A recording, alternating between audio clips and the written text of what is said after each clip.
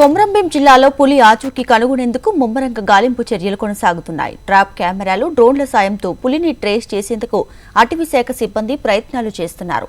3 రోజులుగా search operation చేస్తున్న అటవీ సిబ్బందికి ఈవేళ ఇటేకియాల పహాడ్ ప్రాంతంలో పులి గాండ్రింపులు వినపడ్డాయి.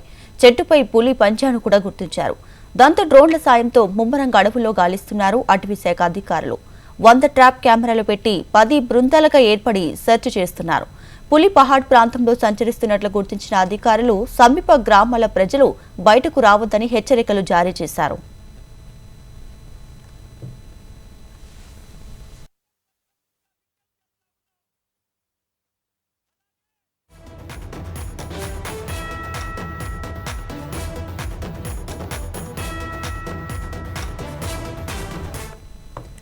కొమరంభీం జిల్లాలో పులి ఆచూకీ కనుగొనేందుకు ముమ్మరంగా గాలింపు చర్యలు కొనసాగుతున్నాయి. ట్రాప్ కెమెరాలు, డ్రోన్ల సాయంతో పులిని ట్రేస్ చేసేందుకు అటవీ శాఖ సిబ్బంది ప్రయత్నాలు చేస్తున్నారు. 3 రోజులుగా సెర్చ్ ఆపరేషన్ చేస్తున్న అటవీ సిబ్బందికి ఇవాళ ఇటేకియాల పహాడ్ ప్రాంతంలో పులి గాండ్రింపులు వినపడ్డాయి. చెట్టుపై పులి పంజాను కూడా గుర్తించారు.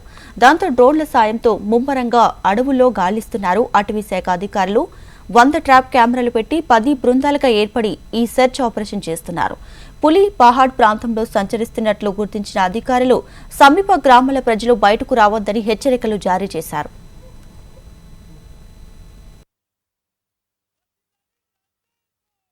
చీఫ్ వైల్డ్ లైఫ్ వార్డెన్గా పని చేస్తున్నాను.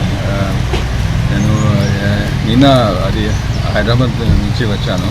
అది కాగజ్ ఏం జరిగింది వైల్డ్ లైఫ్ కేసెస్లో ఈ చూడడానికి వచ్చాను.